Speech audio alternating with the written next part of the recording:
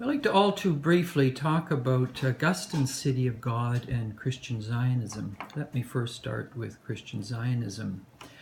Christian Zionism is a fairly new phenomena within the Christian world, emerging in the 16th century,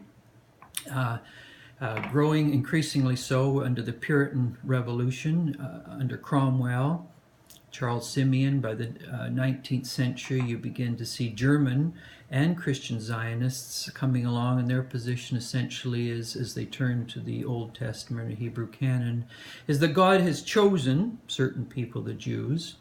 As a part of that chosenness, they are given land, and as a part of the fulfillment of prophecy, they are meant to live within that land. Now, many of those prophecies were not fulfilled.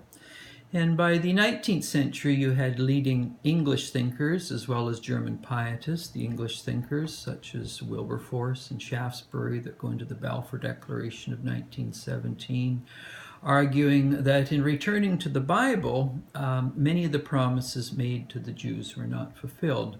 The great German pietist Jakob Spener argued in his great work, The Pia, that in fact, as a fulfillment of German authentic German thought, the German pietist movement should be part of restoring the Jews to Palestine and assisting in the fulfillment of biblical prophecies. And so this philo-Semitic movement that converges in England and Germany in the 19th century eventually produces the Balfour Declaration of 1917. And we can see and then of course there's the Darby tradition, the dispensationalism, the return of the Jews as a part of the fulfillment of the end of history and the Battle of Armageddon. And there's various schools within Zionism, from the dispensational to the restorationist to various forms of philo-Semitism.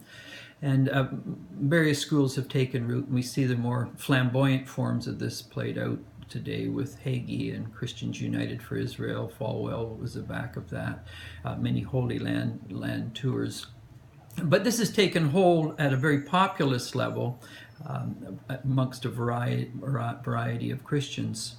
And as I said, this is really only a tradition that has grown and accelerated in the last couple hundred years, but its roots are in the Reformation. There was huge debates in the 16th century as people returned to the importance of the Hebrew canon of the Old Testament. What ongoing roles do the Jews have?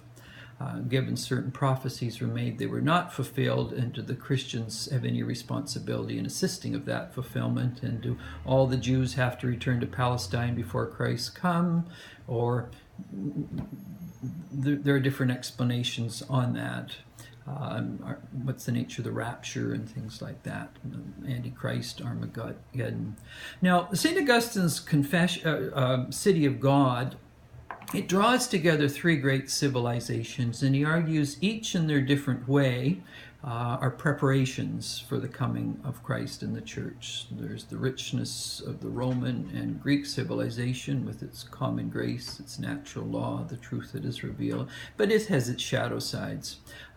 Each in its different way points to the coming of Christ to the church, but it is only fulfilled in Christ the church. In much of his work then in the City of God, he focuses on the biblical tradition, particularly the Hebrew canon or the Jewish tradition.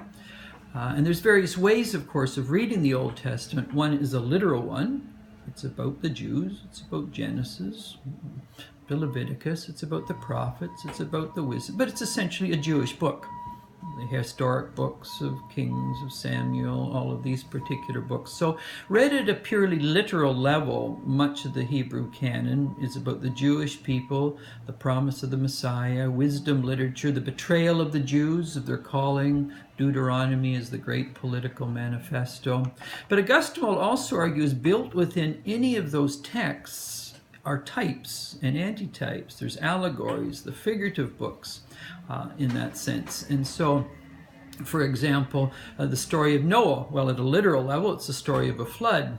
At an allegorical level, the ship is the ship of faith. It is the church. And he goes through a whole variety of psalms to point out, if you read them at a certain level, yes, they're about the Jews, about devotional reads, about David or other authors, but at an allegorical level, they all point to Christ. You can read the Song of Psalms at a literal level. It's about a sensual and sexual relationship between a man and a woman. It's also about very much the soul and God, the church and God, and there's a variety of ways you can also read the Song of Songs.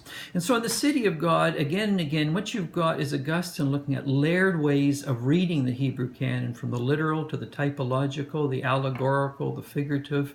And in each of those, he's going to argue that with the coming of Christ in the church replaces what we call replacement theology, or supersedes Judaism, because the bulk of the texts of the Hebrew canon point to Christ in the church. This then means, and the City of God was probably one of the most preeminent documents that shaped Western Christendom for certainly 1,000 years after it was written, is that Judaism as a religion increasingly is being replaced, and the notion that somehow that Judaism and land, or Jews' land in Israel, should still be a part of the Christian agenda. In Augustine's great work, The City of God, you find that is over.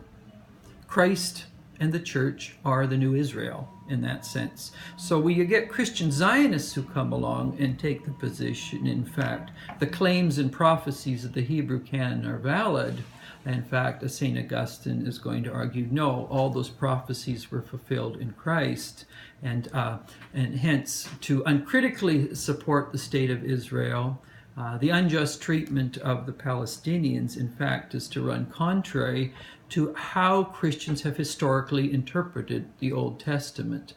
So this Christian Zionist read of a very literalist approach to the Old Testament then leads practically into support of a very unjust state. And of course, the best of the Jewish tradition is justice and peacemaking. Even Jerusalem is about peace.